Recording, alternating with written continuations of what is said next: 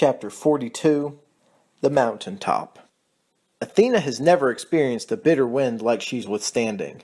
The higher she climbs, the worse it gets. Occasionally, an animal peeks its head from behind the scattered trees. Athena doesn't know these animals. The stag she recognizes, and the massive doe, but there were others. Some kind of large, ferret-looking animal, but with ferocious teeth and fierce claws. Naturally, Athena was not afraid of any animal. She had fought beasts many times her size and always come out the victor. However, she always knew her adversaries. This was a new creature. Did it have powers? Would it halt her before she reached her goal? "That is but a wolverine," Odin says. "They are nasty for sure, but have no qualms with gods such as we. They will lie down, and we shall continue our journey." Athena could not help but have reservations. Monsters always guarded the gates. She was, perhaps, the least welcome goddess ever to trek this mountain. She had slain many a frost giant, some high in rank, some not so much. But it made little difference in her eyes. She was an enemy. She was the enemy. And she must be extinguished. It isn't snow anymore. It's hail. Her helmet protects the top of her head, yet her face feels the icy sting of hard sleet. Athena shields her eyes and stares at the mountain's summit. It appears to be miles away. She turns back to the aged Odin. He knows this trek. His glance tells her that she has many steps she must complete until the journey is complete. She trudges on. Odin is an old god and moves like one. He cannot maintain the pace that Athena is sustaining. Yet, he knows her pace is not a realistic one. This hike will take several days, and she wants to be there as quickly as her legs will carry her. However, they would be stopping for rest soon, despite her tenacity. Her breath is that of a pant. She has little energy left inside her. He is tempted to let her power along, but the larger goal is at stake. "We shall stop here," Odin commands. "The frost giants will observe our presence within hours. They shall come to us." "Best we find them first," Athena insists. "Best not. We must neither be tired nor dizzy when they descend the mountain." Athena considers this. Surely a battle would ensue. In her current state, she was not able to defend herself, much less an elderly god. Prisoners they would become. Athena reluctantly agrees to sit. Odin lights a fire, utilizing a few sticks from nearby bushes. He scrapes the sticks together, and within seconds a small flame emerges. Athena is mesmerized. "I've seen this magic performed before, but never in such wind has Hephaestus created such a blaze." Odin shrugs. "It's all about climate and altitude." Athena looks around. She spies several caribou and deer. "Should we eat?" Odin shakes his head. "These animals do not belong to us. Tomorrow we shall ascend the peak. There we shall be fed or slain. We shall see." Athena looks to the frosty ground. "If we do not have nourishment, how shall we fight?" "If we fight, we shall lose." Grudgingly, Athena agrees. She lies on the ground, resting her head on her battle helmet. Her stomach rumbles. She attempts to sleep, but a full mind and an empty stomach make it difficult. "Rest, Athena," Odin advises. "In the morning you shall need all your wits about you." Athena closes her eyes, but she is still alert to the sounds around her. She snaps herself to vigilance, but sees nothing. It is the wind, she assures herself. Nothing but the wind. Odin knows better. He knows they are being observed closely. He can hear their deep breaths, despite the biting gusts. Yet, they are safe for the night. Tomorrow would be a different story. The stronghold of the frost giants is Utgard, and there Skrymir learns of Odin's ascent into his sacred territory. He holds no love for Odin, and his strength and deceitfulness are unmatched amongst his kind. He could easily crush these trespassers, but his curiosity intrigues him. Why would Odin approach him without an army? It could be a trap, but still, there are only 2 travelers, and only one is armed. Skrymir, with lieutenants at his side, thundered down the mountain to greet their unwanted guests. He looks directly at Athena. "Your bow." Athena stares back. I don't think so. Odin nudges her. Pass your bow over. We come on a mission of peace. Reluctantly, she hands over her bow and shield to one of the lieutenants. Skrymir laughs. The quiver. Athena sighs. Over goes the quiver. She feels defenseless. Skrymir towers over her. I won't crush you, goddess. Not unless you give me a reason to change my mind. I can assure you it will not come to that, Odin assures. We come seeking wisdom and guidance. Our ranks are sin, as are yours. The Egyptians blindsided both the darkness and the light. Our casualties are tremendous. You, no doubt, find yourself in a similar circumstance. Our seers witnessed the battle, Skrymir responds. My one question is, why is this little princess spared? I was spared to deliver the news to all gods and goddesses in this realm. Odin suggested we come to you. We need to form an alliance. Athena replies. Skrymir scoffs. An uneasy alliance that would be, at best. Perhaps, but a necessity, Athena counters. Skrymir looks to Odin. Does she ever shut up? Athena glares, but hushes. Odin smirks. Rarely, it seems, my giant friend, but she speaks the truth. We need you, and you need us as well. Skrymir doesn't respond immediately. In what way do we need your help? Imagine Horus or Set invading Utgard. You would be powerless to prevent an attack. Ha! We would crush them before they got to the mountaintop. No, Odin reminds. They control the portal. They could have an army here within seconds. No offense, but you would be totally unprepared for such an onslaught. Skrymir considers this. What is it you propose? Some of the best warriors of the darkness and the light are trapped on earth. We shall require them if we are to do battle with the Egyptians. And you come to me why?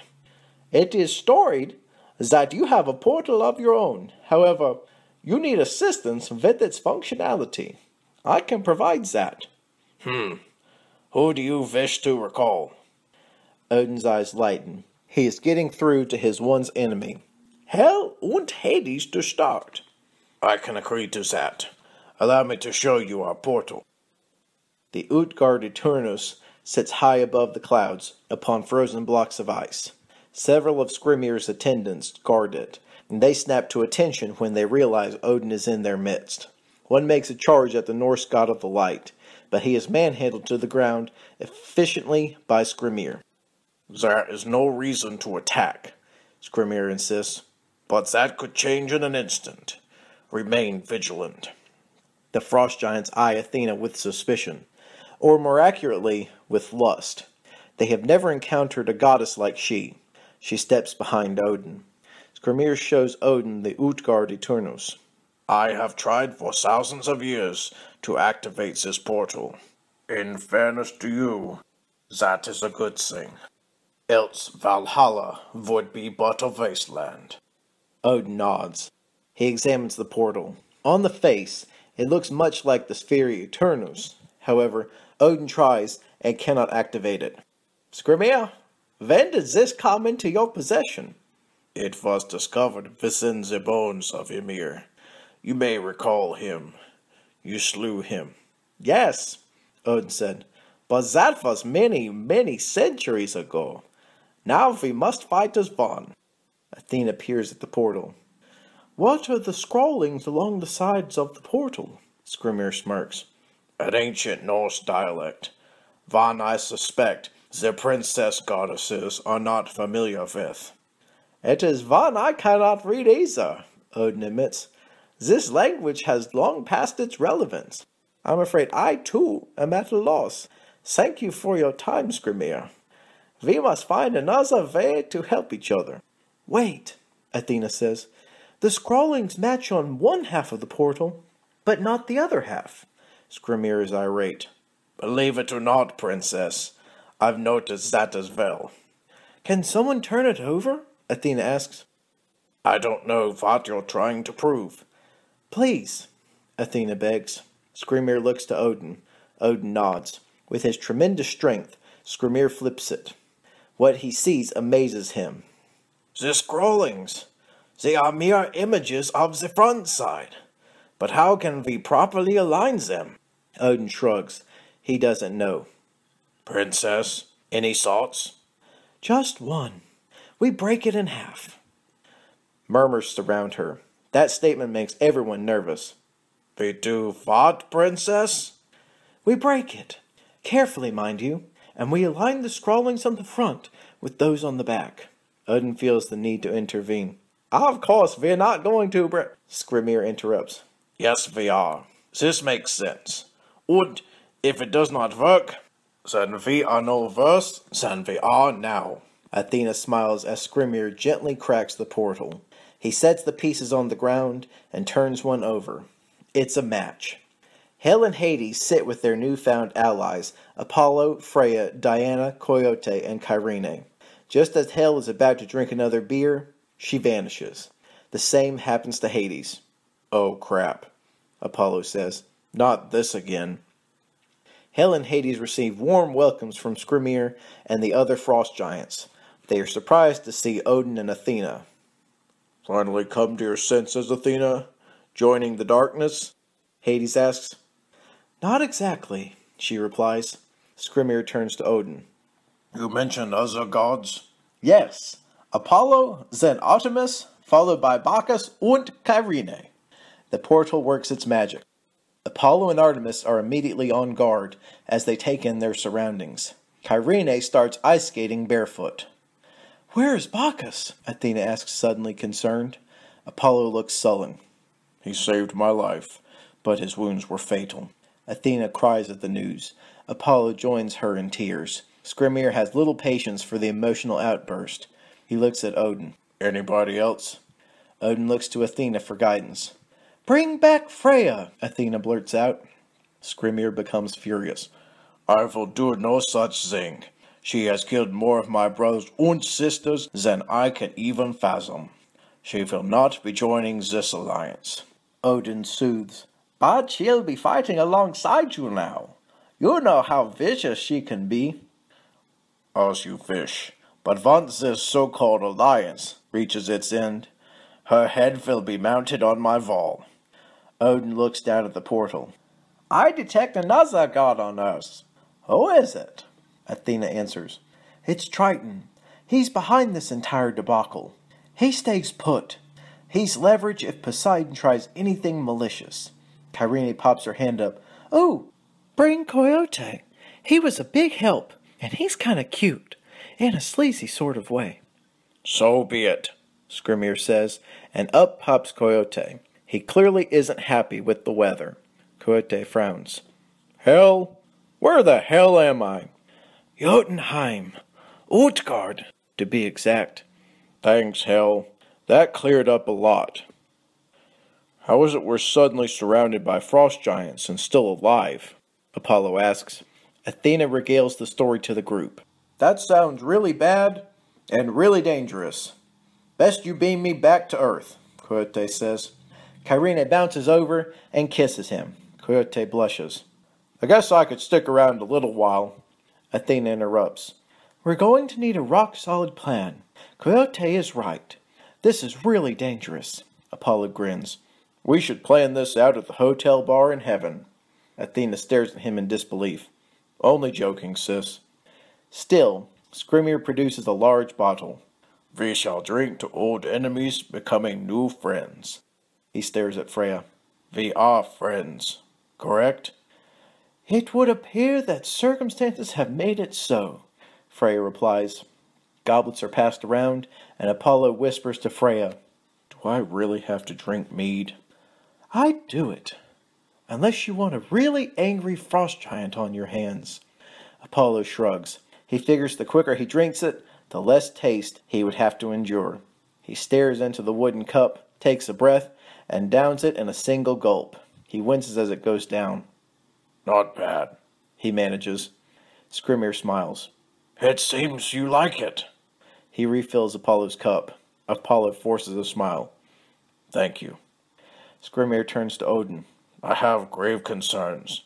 We are but a small cadre, fighting a powerful Egyptian army. They have the soldiers. Mathematically, this battle is unwinnable. Odin nods. We recruit from the other realms. They can be convinced to join our ranks. Skrimir stares at Odin. Those realms have limited resources and their gods have little battle expertise. Even their weapons are substandard. Hephaestus will fashion powerful weapons, Athena says. They shall be well armed, Skrimir thinks. Again, we are vastly outnumbered. I have thought of that as well. I know where we can get reinforcements.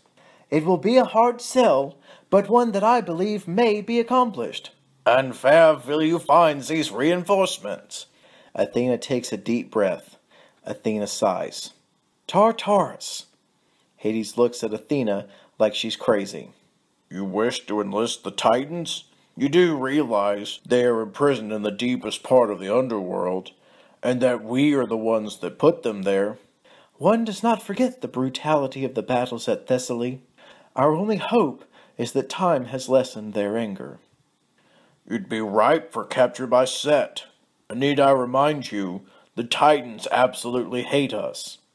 I do not believe that Set knows of the Utgard Eternus. I shall arrive undetected and state my case. If they are amenable, then we have 12 very powerful allies. Artemis shakes her head. They are guarded by the Hecatoncheires, the 100-handed monsters. How do you propose you get past them? Coyote pipes up. Leave that to me. I can guarantee passage. This trickster spirit knows many tricks. Athena smiles. You two shall not go alone, Apollo says. Freya and I will accompany you. As will I, Skrimir insists. The Titans are of the darkness. Their ears would be less deaf coming from me. And you may require some muscle just in case these gods of which you speak confront you. Skrimir looks to Odin. If this is a ploy, my lieutenants will ensure you and the others beg for death. It is no ploy, Odin says. Let us prepare the portal, and pray for the best.